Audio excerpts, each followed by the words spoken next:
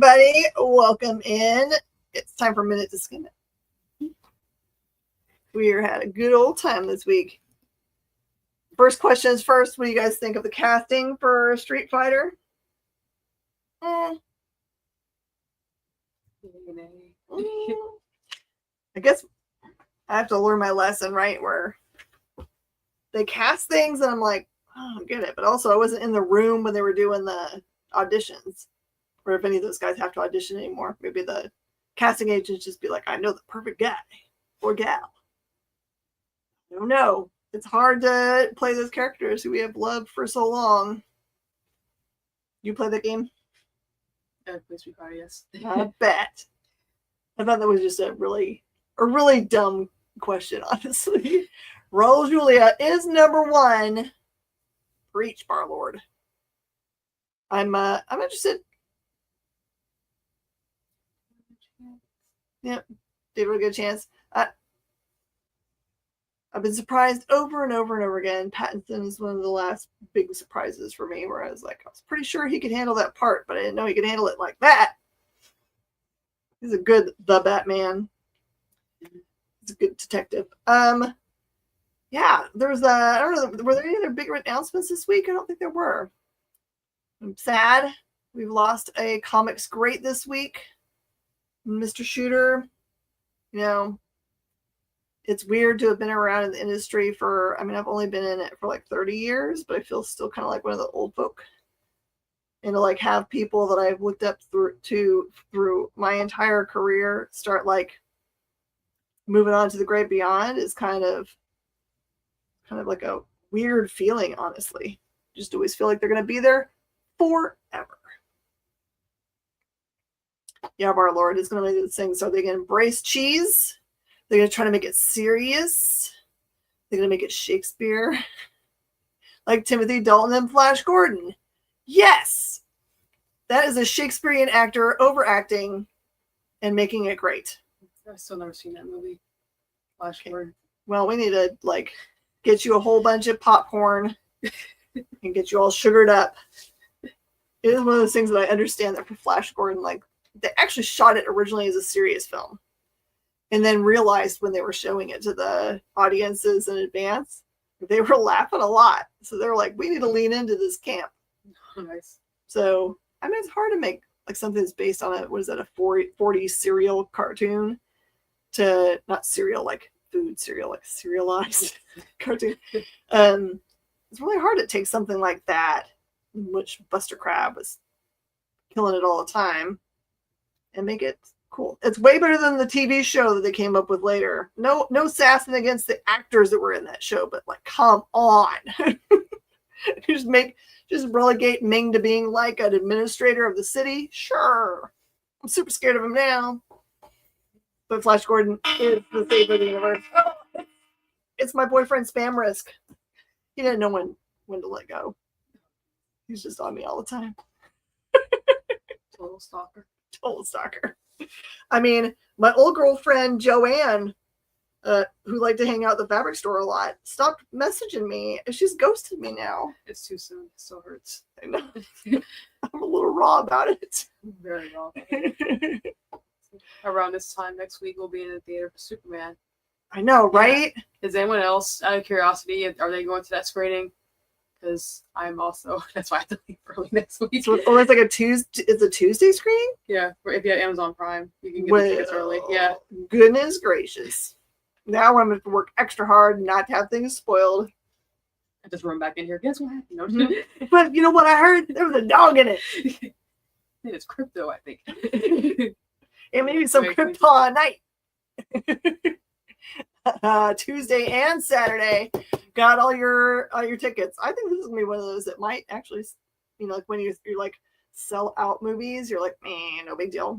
I think this might push us back to last time this happened to me was Independence Day when it came out on 4th of July-ish weekend, and then you couldn't get tickets for like weeks. Oh wow. I was like, man, this is some serious stuff. All right, let's talk about comic books because we're going to talk about comic books. All you things you've heard are true, they've been putting this big bar at the top saying even an immortal can die for weeks and weeks and weeks. And it's no surprise that last issue, issue before last, the deed was already done. And they've been working through with the aftermath of that for the last couple of issues. So if you don't know, Thor dies. But it's immortal Thor. They totally bait and switched us. That's not cool. So anyway, the lead up to it has been exceptionally cool. If you like Betrayals by Loki, you'll exceptionally like it. It's really good. This issue is really cool. This deals with where does Thor get sent.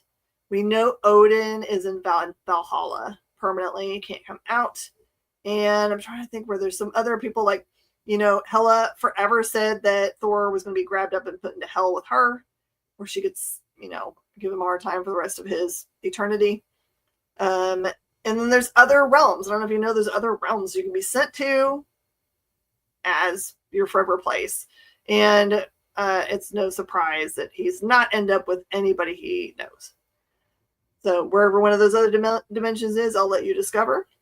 This is really, really cool because he has a long discussion with somebody else he knows who is also there, but not someone he really wanted to hang out with. I will tell you, it's not his brother. It's super trippy. It's really cool. You get to see yet another hammer that I did not know existed. I guess there's many, many of those babies hanging out in different realms. And something really, really big happens in regards to the bridge, that the connective tissue between all of the realms. So if you this is like a big climax for this series, and I think after this it goes to a new title. So don't feel bad about just buying this last issue, so you can know what's coming next. And yeah, it's got really, really cool art in it. I enjoyed it. I'm not normally a Thor reader, except for Hela comes in and creates a lot of traffic, a lot of static. I'm not really like everyone else loves Loki. I'm like cool with Loki, but Hela's my girl. So this one does not have Hela. Sorry. She's just mentioned. So don't buy it thinking that's going to happen. It's mostly very introspective Thor and very scary places. Oh, absolute Green Lantern. So I feel like I've been kind of consistent with the one critique I've had with this book is the pacing is a little bit slow, but I have enough trust in Ewing to know that it is going to pay off. And it looks like in this issue, and even the last one, to be honest, it is starting to be like you're seeing it all come together. So I do ask that people who may have jumped off at issue 2 to honestly just follow it through, because this issue it's pretty intense, and you see, and I like seeing the absolute take, or Ewing's take on certain characters in this issue, and more of the Green Lantern mythos.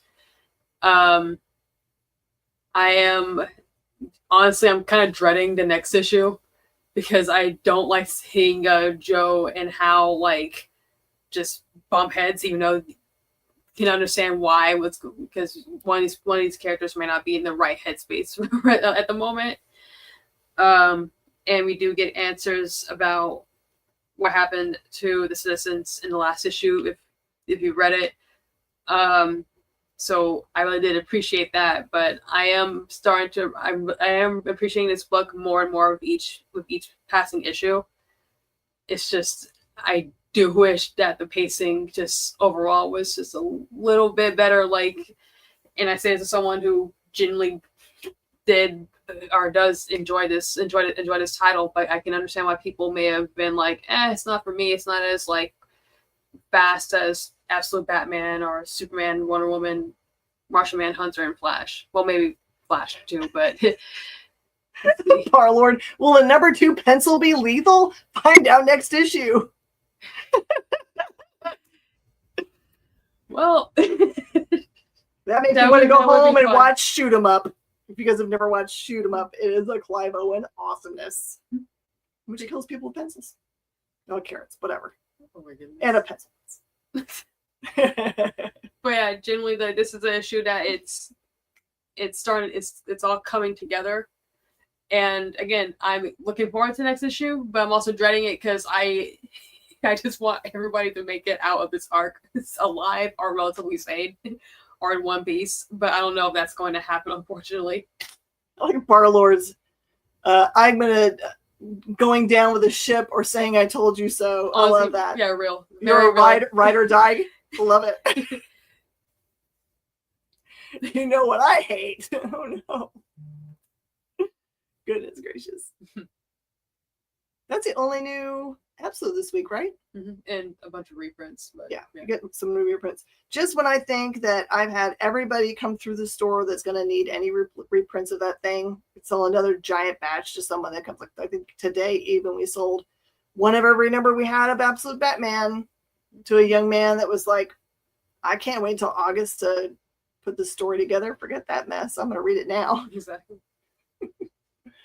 If Ewing did that, I'd buy that book no matter how bad it got. Oh, if he made a number 2 pencil lethal. Is that the reference? All right. So if anyone has been fans of Glopple for a long time and Matt Cole's work, then you probably already have issue number 2. And good on you. But you don't have this version of it from Keen Spot. So if you're a completist, you got to have a completionist, which is the word. This is the book. So this is an adorable little series. It's very enjoyable as an adult, but it's safe for all the ages. In issue 1, Galopple gets made by a mad scientist. He used to be a pile of blueberries, hence the way he looks.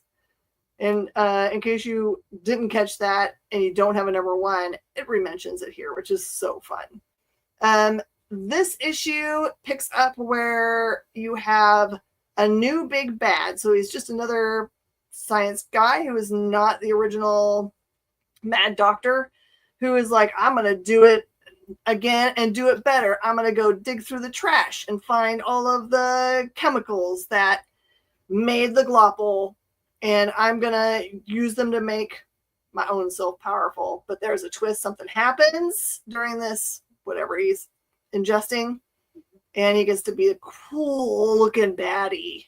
I like his look.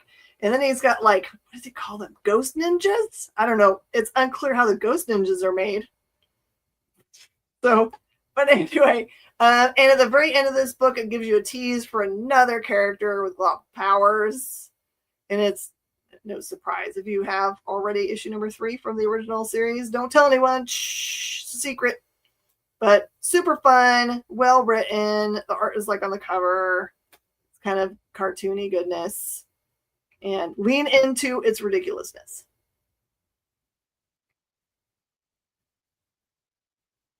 We're on a bad guy's Green Goblin. So I was joking earlier that there was quite a number of green titles this week. What? I know, right? So oh, that's right. Yeah. I didn't think about that. But yeah, this one, it was okay. I thought the backup story that follows the origin of a Sister Sorrow was honestly the highlight of this issue. But it is nice to see.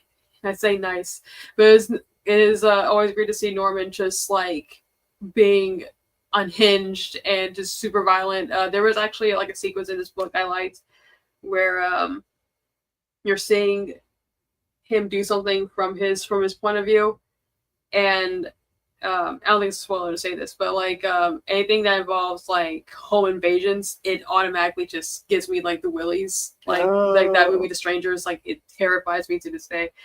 But there is some excellent, like, I guess, mood writing in this book, because Norman, he's that's a nice way of saying that he's just a lot and violent and crazy. I mean, you kind of get the idea from the first movie. He's like pretty unhinged. He goes full on William Dafoe. Oh, I love that guy. But yeah, it's one of the situations where I felt the backup story was better than the main one. Not saying that the main story was like unreadable, but the second one has me interested enough to read to read the next issue, which I believe is Bring on the Bad Guys Abomination. And the follow-up Sister Sorrow's story will be in that one as well. So I do want to check it out. Exactly that line. Today freaks me out. Was that the answer to the why? Yeah. Because you were home? Yeah, that was it. It was like, I hate that. That's where I live. No. Man. Lighthouse is Willem Dafoe's masterpiece. I haven't seen The Lighthouse, but I've seen him as images as that character, and he looks really cool. I like him in John Wick. As John Wick's ride or die. And he does. Spoilers.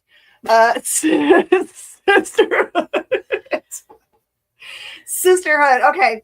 You know what's so interesting is that the Hyde part of, which is like the horror arm of Ghost Machine, I really didn't understand that it had so many cool offshoots of the main series. So I kind of missed it when they came out with, it was the second one they came out with, sort of the D.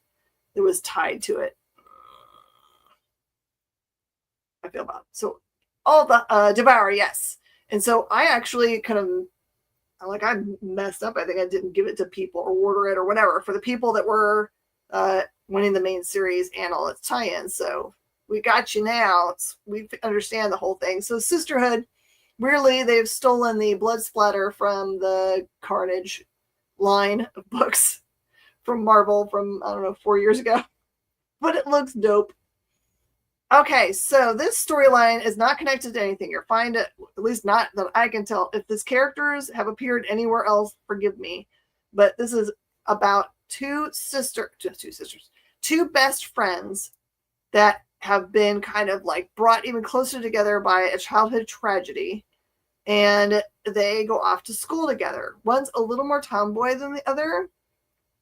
And one of them wants to join a sorority. So they're pledging, and their good friend does not seem interested at all. They're very interested in doing well in school and studying. So, and something really, really bad happens during pledge night. And it turns into a pretty spooky story. So if you like the cautionary tales about why maybe they have rules in regard to the pledge night shenanigans, this might be some of the reasons why, but also not the probably ghosty parts. But anyway, it's cool. It's a good start off. I believe this has to be first part of a multiple parts series, because it doesn't like gets to a part where it's like, and then, so hopefully I get more into this story, because it's left me in a cool spot. This is not so dark that you're like, I can't go to sleep tonight, or some of the other books that I'm like, please don't read this last in your reading order. This one's more just kind of like normal spook horror. You'll be fine. Sad thing is a bathroom mishap would fit that synopsis exactly, since it's college. Yeah, that's true.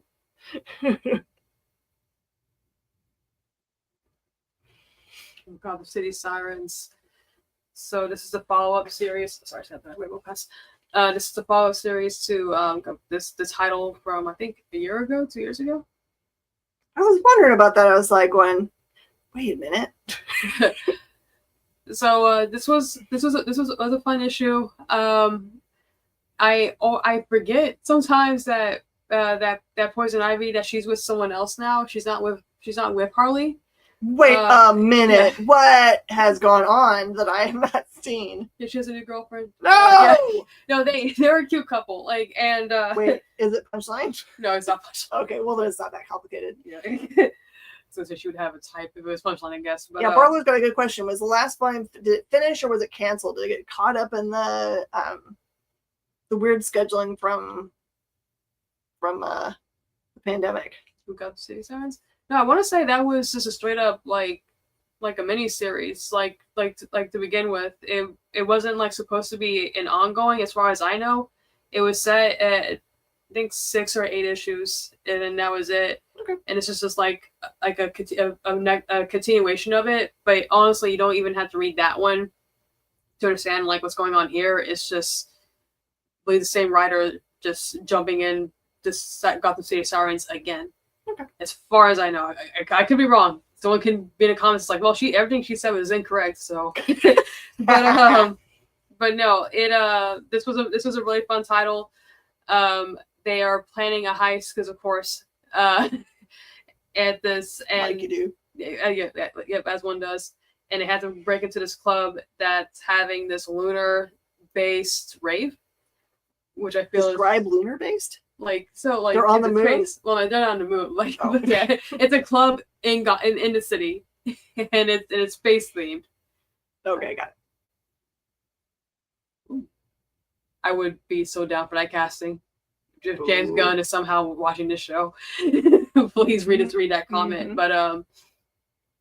But yeah, there's a heist in this space themed club, and they get in, and of course things go horribly wrong because, but something else in this panel, in this issue that kind of caught me off guard. I forgot about Pamela's new girlfriend, and I forgot about but there's a panel in here that was like, whoa, that's really pushing the T rating, like in terms of violence. And again, I'm not like ew or like. Wait, are there some braids that are snatched? No. Oh. Like there's something involving an eyeball. It's really gross. Ew. But yeah, no, this is a fun light issue. My only critique, if this would count, I'm not too crazy about how Harley is written in this book. When they go too far in like the kind of ditzy, silly, over the top one, like Harley Quinn. So that was my only beef of it. But the other two characters, Poison Ivy and Catwoman, I liked how they were written. I just wish that had extended to Harley Quinn. So if that, yes, I think it was in that run. Do you remember?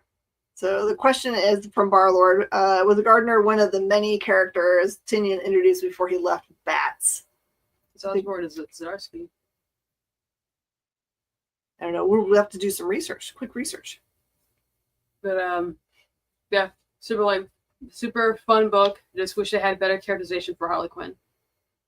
I'm mad that it's not a rave on the moon, by the way. You never know, they could zip up the space in that club.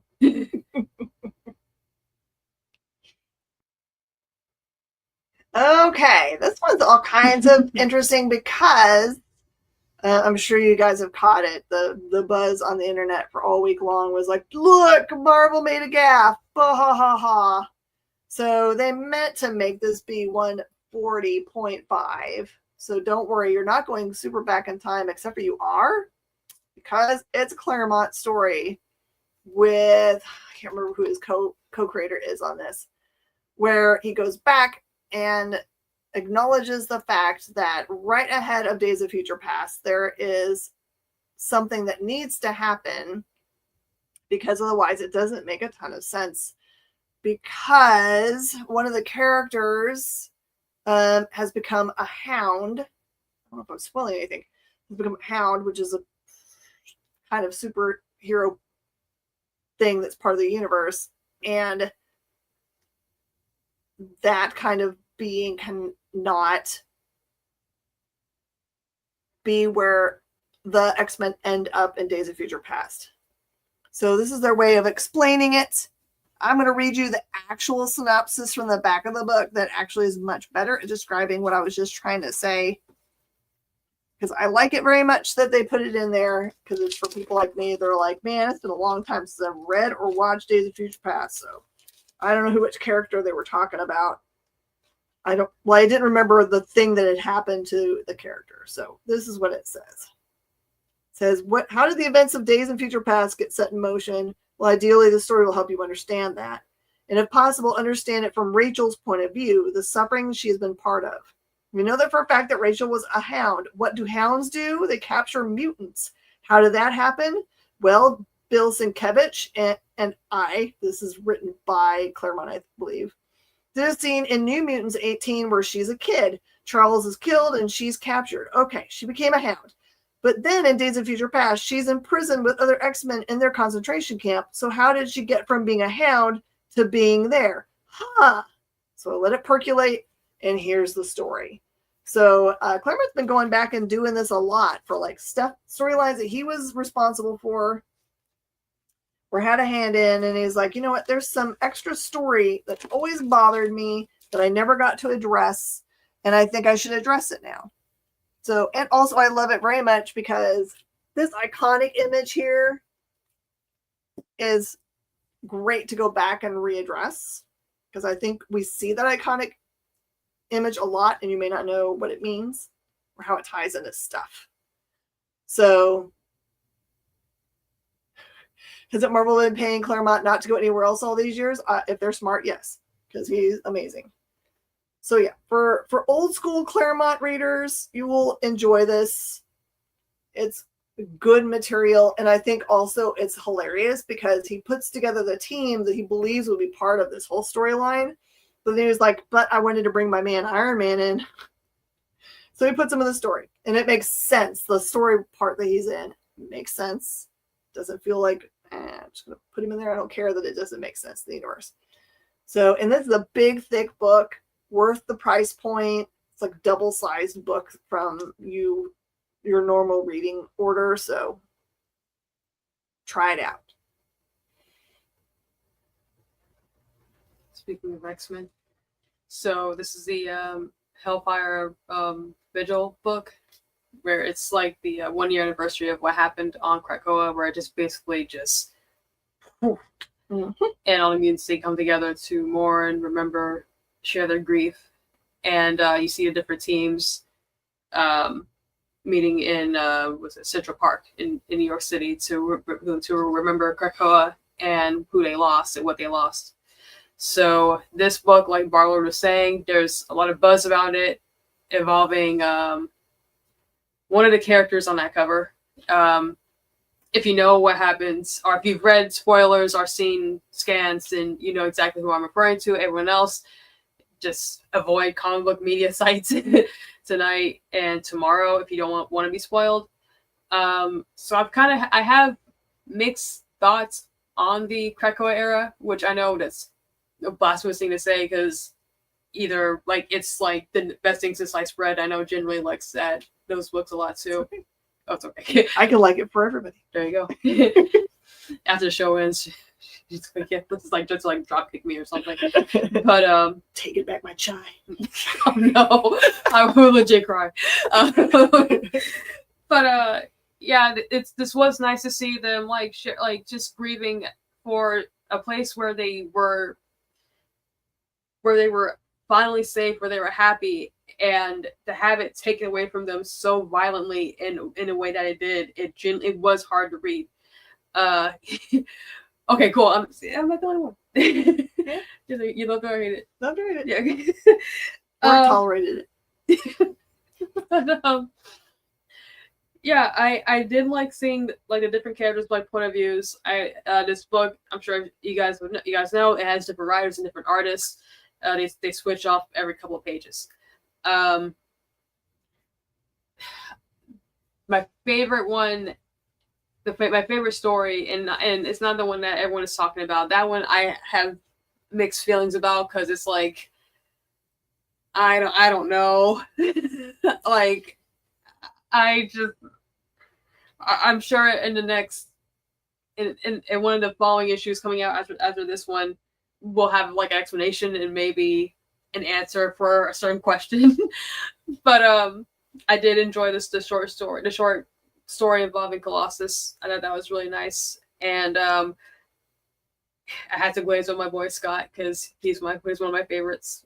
I do like his, because he doesn't want to go to he doesn't want to go there like to the memorial at all, because it's too much, and and how that one is resolved, it genuinely is sweet, and I think it'll even make you warm up to him just a little bit.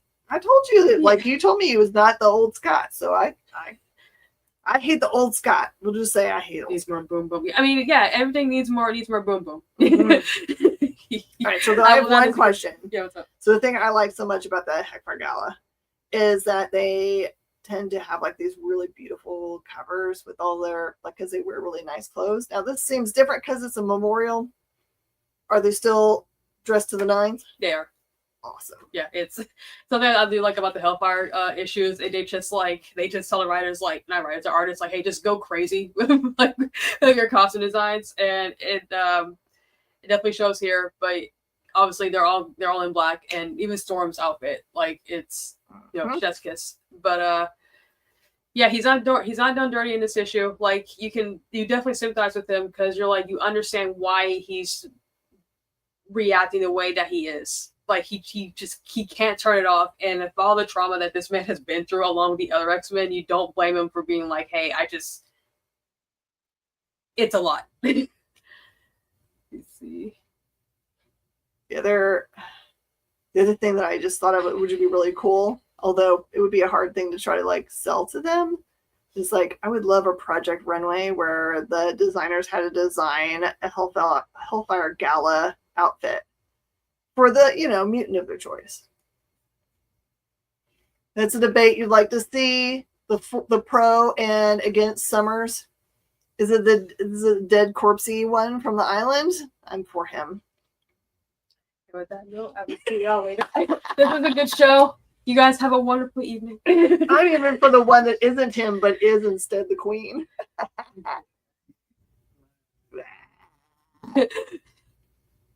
All right, so I didn't know what to think about this one. I knew that I'd like it because I like the Pools and Wolverines. The dynamic between Logan and Wade is always hilarious, because Wade believes that Logan's his BFF. Absolutely, with all of his hearts and rainbows, besties forever. And Logan's made it very clear that he hates him with all the power. He tries to kill him as often as possible. But so in the Deadpool books, Deadpool's been running around with his daughter Ellie for a while. She's been part of the crew. She's been out doing merc business with him. And for Wolverine, I don't see him hanging out with his daughter too much in his series, but it's not like he doesn't know he doesn't have a daughter. That he has a daughter. So, and for this one, there is an actual need for them to get together and work on this big problem. I think it's missing girls. And it's interesting because there is an actual need for them to team up and hunt down whatever's going on here. But Wade sees it in a much different way. Wade's like, also, it's like a play date. So there are so many fun fourth wall breaks in here. Like, I think it's like 2 or 3 pages in when I can't remember which character says it, but they're like, like in the Duggan run. And then Logan says, I don't know what you mean by that. So there's references to the actual comic books here, which is pretty hilarious. It is not a cash grab. This actually is a good bridge. It happens in continuity for what's happening in the Deadpool book and the Wolverine stuff. So this is just something that's happening also in the background that's going on between those 2 books. So cool stuff.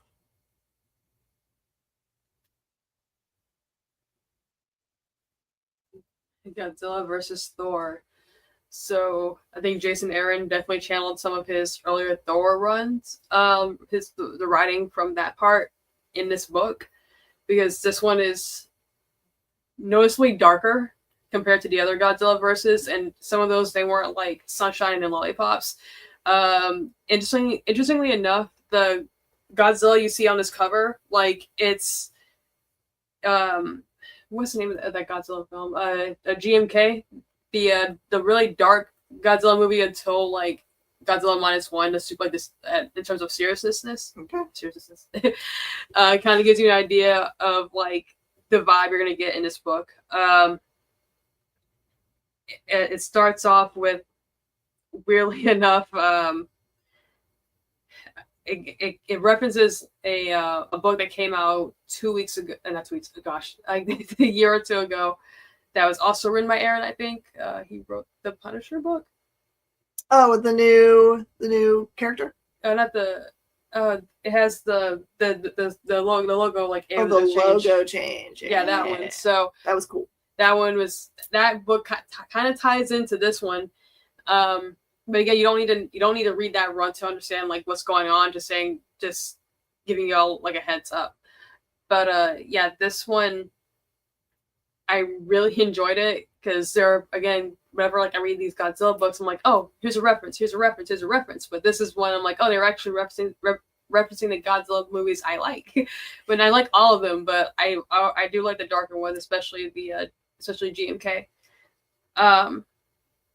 But yeah, this one was pretty intense. The way that it ended, if they want to do a follow-up, they could, I guess, but since these are one-shots, I doubt it'll happen, but maybe one more. I want to see more of this fight because they are both giving their all, because Godzilla does something in this book that's genuinely horrifying, and you flip the next page, you're like, oh, this is... how's Thor gonna get out of this? Why are the other Avengers like not stepping in? Although I guess they also fought Godzilla. They're like, I don't want smoke anymore. Yeah. But yeah, genuinely good.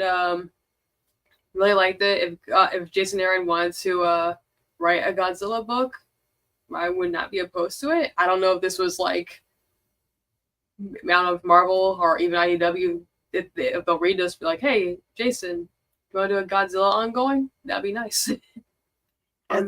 Yeah. We've had a lot of... I think we've both said that, like, the Godzilla Marvel crossovers, it's like when a Bar-Lord's saying it's just money grab, but they're not. Like, all of them have been good and good enough to sell out. Like, I think we have like for most of the series, we have like 2 or 1 left of some random cover, and none of the first couple that came out. So, and we've ordered really strongly. Right. It's one of those books where, like, if they wanted to, like, a writer, they could have just been super lazy, or they just could have just been like, whatever, here's Godzilla fighting Thor, like, in the middle of New York, and there's no consequence to it. But in these one-shots, I genuinely do like that you can tell that the writers are fans of these characters and of, and of Godzilla, obviously. So the fact that this one, I mean, I really like this one quite a bit, and it genuinely was enjoyable reading this book because, like, there are consequences, I guess to it. Like, it's not just like Godzilla, like, oh, giant monster, cool fights in New York and Tokyo being destroyed or whatever. This is genuinely like, this is Godzilla as like a force of nature versus like a literal god. So how is this going to turn out? And yeah, it's a heck of a fight in this book. Yeah, Bar-Lord, I knew you were talking about the Deadpool ones. I was just going back to the reference that, like, sometimes when books do this kind of stuff, when we combine 2 things that aren't normally together, that we naturally think like they're just needing to fill something in the roster, need the dollars. But these, man, Godzilla is made a lot of people very happy. I have so many young people coming in and looking for even the IDW graphic novel stuff. They don't really care what's in them. They just are hungry for anything Godzilla. I think that's really cool.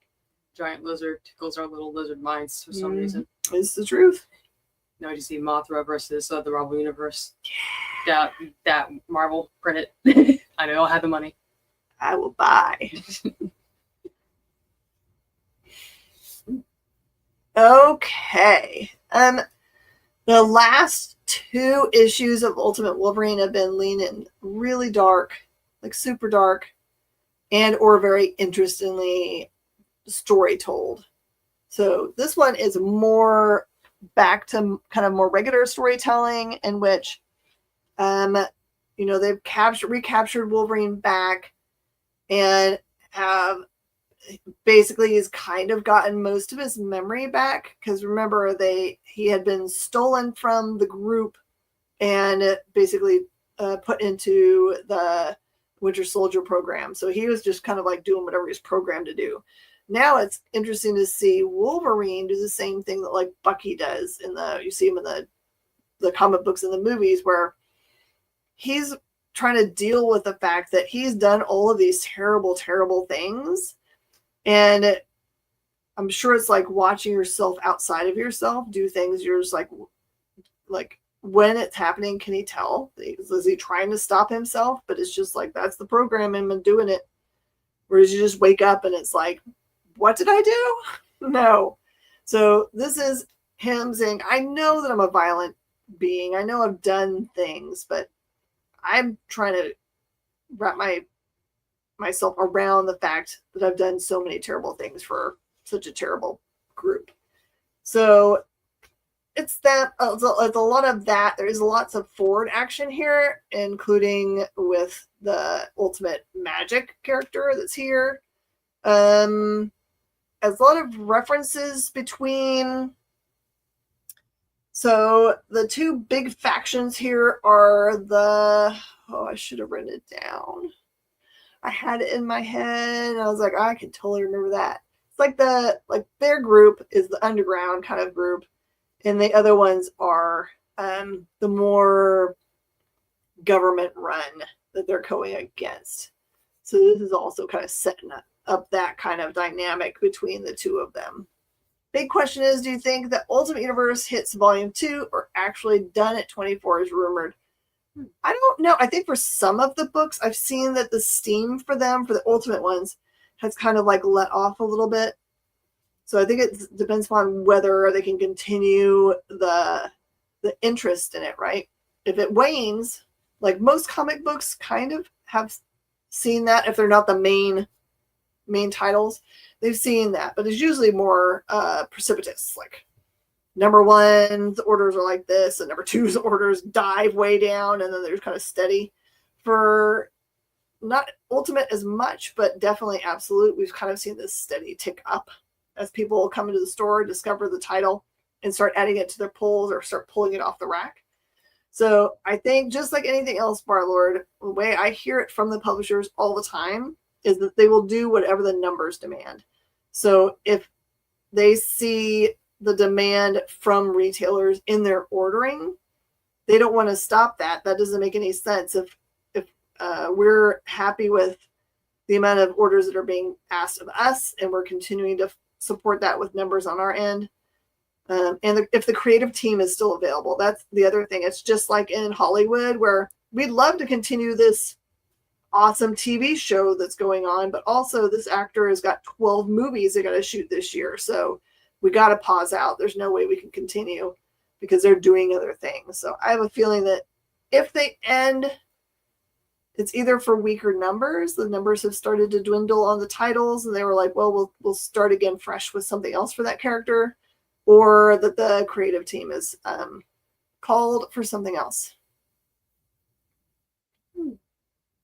We'll see. I'd like to see Kate's back. I'll let you start this one off because this is your boy. Okay, so I was really excited for Zdarsky's Captain America, mostly because I like Zdarsky's voice in comic books. Tends to look at them very differently, and he has a cool kind of like quirky funniness to the way he writes. But also when he writes serious things, like the way he wrote the Daredevil run, it can make for magic. So I will tell you, my take from this first issue was there is a lot of kind of like back world building here, where you get to see like this happens as Steve's coming. He's only been out of the ice for a tiny amount of time, a month, but he's not out of the ice at the same period that the comic books normally take him out of the ice. So that part is very different. And also there's a secondary kind of storyline that's intertwined with what's being told about another person who has similar background to him, very weak, has asthma, isn't much till the guy is young, whatever. He's got all the same kind of like, you would never choose him as a soldier, who also is being looked at as maybe given some serum. But I am unsure when this part of the storyline is taking place. Is it back when Steve was before the ice, and maybe this person's going to show up now also. We'll see. A new sidekick? I don't think so. That's not the way it's looking to me. How about you? Like, not, I wouldn't say so much as a sidekick, generally as like an equal. Yeah. Just I'm trying to stay as vague as possible. I just keep saying that, but I generally don't want to spoil this one because it really was enjoyable, much darker than I was expecting.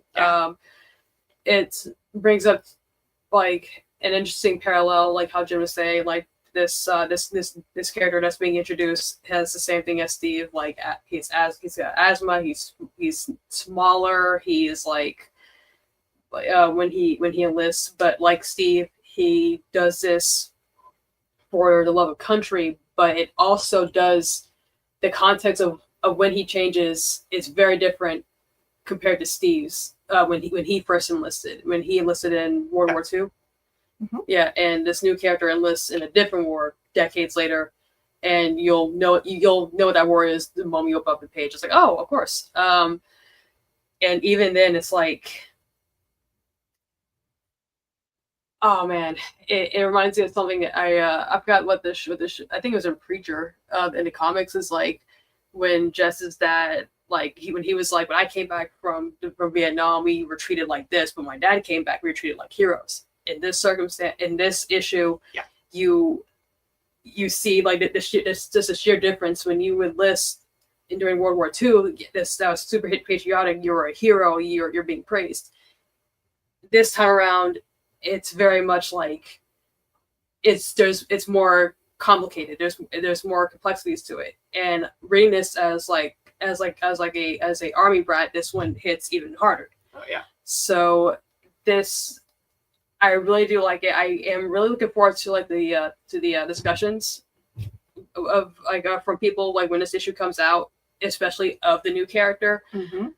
I'm because you're already like very sympathetic towards him, like reading this issue, and you're hoping that he's not gonna go like full. I love the character. He's not gonna go like full like John Walker almost. Sure. But yeah, I really dug this one a lot, and Zdarsky, he's been one of my favorite writers going back to like Jughead. This one is truly special. I'm looking forward to the next to this run when he was announced. There was a lot of happy screaming at the store. Yeah. And when it was at Comics Pro when he came on the stage, we were like, what the what? Oh yeah, okay, yeah, I remember.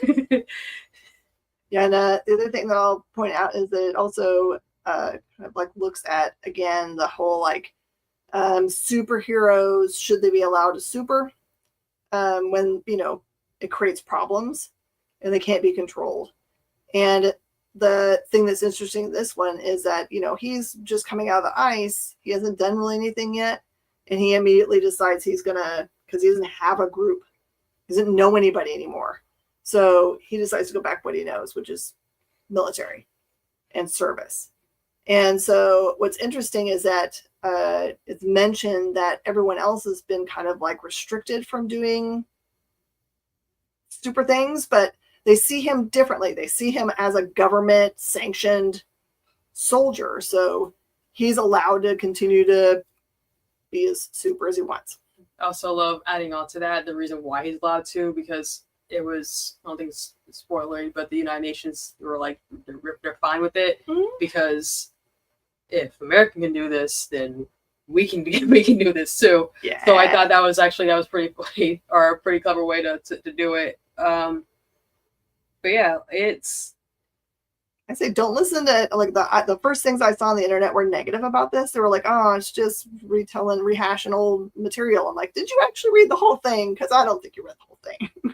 Yeah, because like it's like not even like a full third of the book. Like they very briefly go over him like coming out of the ice, but it's genuinely like while he's doing that, it's the secondary story that's being told. It's like, y'all, they're not telling Steve's story. It's somebody else. Yeah, like it's Captain America, but he's not just the focus of this book, which I mean, I wonder what that. Yeah. I want that something. But yeah, I Try it out, y'all. Trust the Zdarsky. that's all I do. Oh man, we finished! Yay, we did it in time!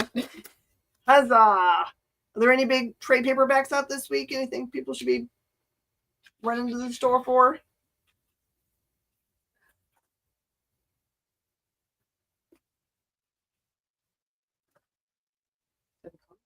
Oh, the next series for Detective Comics, you gotta have that, right? Mm-hmm. Cruel Universe is out, so if you're collecting all of the stuff from Oni Press's EC line, this is new, right? Yes. It's Okay, so this is really cool. All right, you definitely want to get volume 2 of Dick Tracy because that has been just killed. It's so good Segura stuff. But these cool compact editions for the Authority, which they are making a show of, and that's part of Guns Universe, right? Mm-hmm. Guns doing this, so here you go. Here's your source material. It's super hard to get the actual individual books and probably the graphic novels. So just for $10, you can totally get the story and save you dollars.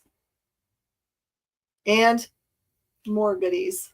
What do we got? Spider Boy, which is actually the last issue, has premiered. So I don't know where the character's going, but I've been told over and over and over again from insiders that you should not take your eye off of Spider Boy. So, and I trust the words that have been said to me.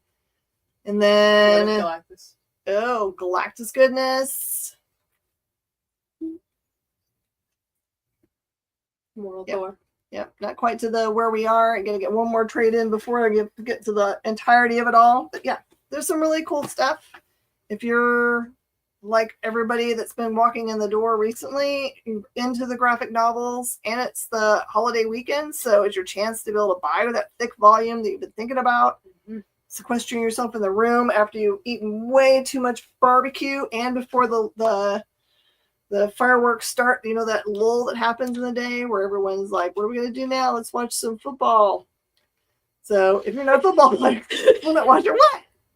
That's what happens all the time in my house. We get a bunch of barbecue. I don't know.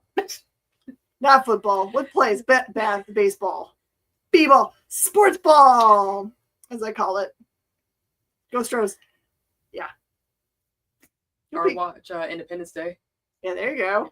You guys have a really good 4th of July. Be safe. Don't shoot your eye out, as they say, kids. Enjoy being with your fam if you have access to your family.